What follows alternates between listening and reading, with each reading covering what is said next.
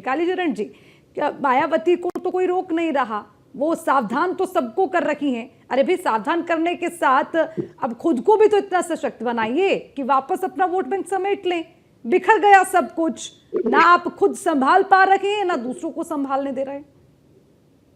नहीं, उसी की कवायद है ये, उसी की कवायद है। देखिए, सबको अपनाते हैं, दलितों के द्वारा सबको अपनाने की कोशिश की गई है और उसको वोट बैंक की तरह यूज किया गया है। अब वो संविधान के साथ है और सत्ता के साथ है। अब वो सत्ता चाहता है, स्वाभिमान चाहता है, सत्ता चाहता है, सुविधाएं नहीं चाहता है, सीधे सत्ता में भागीदारी चाहता है। और सत्ता में भागीदारी के लिए बीएसपी का ही रास्ता एकमात्र बचता है। और आप देखते हैं कि 11%, सारी दलित जातियां 21%, जिसमें जाटो 11%, तो ये बड़ा वोट बैंक जो 10-11% है, ये फिर से जाकर के वापस लौट रहा है। और उपजातियां दलितों के वो भी लौट रही हैं, क्योंकि उन्हें पता है कि सत्ता में बहन जी के बाहर होने से कितना नुकसान हो रहा है, किस तरह का अत्याचार बढ़ रहा है, किस तरह का माहौल बन रहा है और संविधान किस तरह से संकट में डाला जा रहा है। ये लगातार देखा जा रहा है। जब सपा थी तब भी हमने देखा कि आरक्षण का बिल फाड़ा गया और जाकर के दलितों पर अत्याचार लगातार होते रहे। और हम देखते हैं कि जाकर के जितने भी मतलब जो है, जैसे अम्बेडकर जयंती, जब सत्ता में बाहर कांग्रेस है तब भी बेचैनी है बाबा साहब को लेकर के, बड़े हिमायती बन रहे हैं, सपा भी बहुत बेचैन है।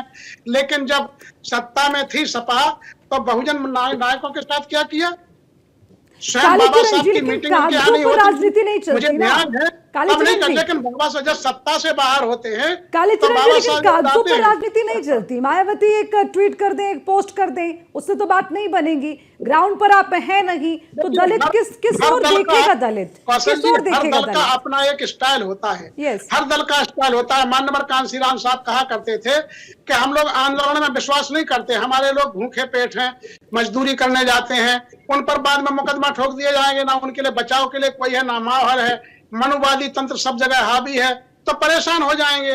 तो इसलिए वो उनका एक अलग प्रकार का है, उनकी धमक अलग है। आज भले ही 0 पे हैं, लेकिन धमक में कोई कमी नहीं है। ये देख रहे हैं कि जब सत्ता से बाहर हैं बहन जी, तो किस तरह से जाकर के दलित मूवमेंट को नुकसान पहुंचा है, अम्बेडकरवादियों को किस तरह से नुकसान पहुंचाया जा रहा है। उन्हें सत्ता चाहिए। कालीचरण जी, आपकी स्ट्रेंथ राजनीति में कैसे दिखती है? कैसे दिखती है आपकी स्ट्रेंथ? कोई एक दल है, उसकी शक्ति राजनीति में कैसे नजर आएगी एक सीट से? हाँ, देखिए ऐसा है, एक तो जैसे बाबा साहब हैं, बाबा साहब को भी पार्लियामेंट में नहीं जीत के जाने दिया, बाबा साहब को नहीं घुसने दिया, लेकिन ताकत उनकी सड़क पर भी उतनी ही थी। सड़क पर उनकी जो ताकत थी वो नेहरू जी को पता है कितने ताकतवर थे बाबा साहब। मंत्रिमंडल में थे तब भी ताकतवर थे, त्याग पद दे दिया तब भी ताकतवर थे। तो ये बहन जी इस समय राष्ट्रीय नेतृत्व है उनके पास।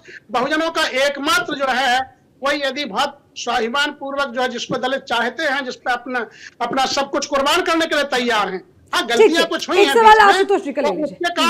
हुआ है, वो वापस लौट रहा है। कालीचरण जी, चंद्रशेखर आजाद ने एक जबरदस्त डेंट दिया है आपको, वोट बैंक बहुत लेकर के निकल गए वो। आप कह रहे हैं कि दलित लड़ते नहीं है, आप कह रहे हैं दलित लड़ते नहीं है। एक मिनट, आप कह रहे हैं कालीचरण जी, दलित आप कह रहे हैं लड़ते नहीं है, सड़क पर प्रदर्शन नहीं करते हैं, नीला झंडा लेकर केवल एक ही सीट तो ले पाए हैं। अरे एक सीट की बात नहीं है ना, नीला झंडा लेकर के, युवाओं की एक लंबी फौज लेकर के वो व्यक्ति सड़कों पर निकल पड़ा, आंदोलन किया, सब कुछ किया और अपने दम पर सीट भी ले आया और उसके बाद खुली चुनौती दे रहा है किसको? बहुजन समाज पार्टी को। अब आपकी दीवारें कमजोर हो गई ना, आपकी दीवारें रेत की मानिंद खिसक रही हैं, इसीलिए दूसरे राजनीतिक दल आपके घर में सेंध लगाने के लिए लगे तैयार बैठे हुए हैं, झपट्टा मारने के लिए तैयार बैठे। कैसे निपटोगे उनसे? बीएसपी की सक्रियता से आपको पता है, बहन जी की सक्रियता है, सबकी नींद हराम है, ये आप जानते हैं। ये बेचैनी क्यों है? आज भाजपा जो है दलितों के बीच में जा रही है, घर घर जा रही है, समझाने के लिए। वही तो मैं कह रहा हूँ, मैं यही तो कहना चाह रहा हूँ ना कि वो सेंध लगा रहे हैं। ठीक है कालीचरण जी, आपने कहा बेचैनी है,